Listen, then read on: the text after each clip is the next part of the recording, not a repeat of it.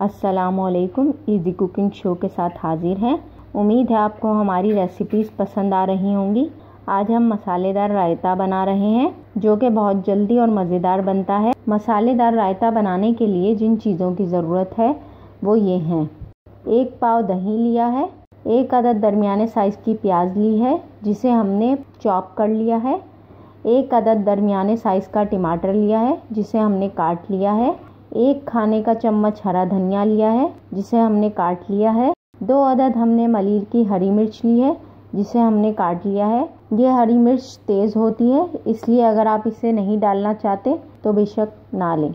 मसालों में हमने 1 चुटकी काला नमक लिया है, 1 खाने का चम्मच पिसा हुआ सफ़ेद ज़ीरा लिया है, नमक, पिसी हुई काली मिर्च और पिसी हुई लाल मिर्च, ये तीनों चीज़ें हमने आधी चाय की चम्मच ली है। नमक, लाल मिर्च और काली मिर्च आप अपने जायके के हिसाब से शामिल करें। चाट मसाला लिया हमने 1 चाय का चम्मच। अब हम अपनी रेसिपी स्टार्ट करते हैं। सबसे पहले हम दही को फेंट लेंगे। दही को हमने फेंट लिया है। अब हम दही में तमाम मसाले शामिल करेंगे।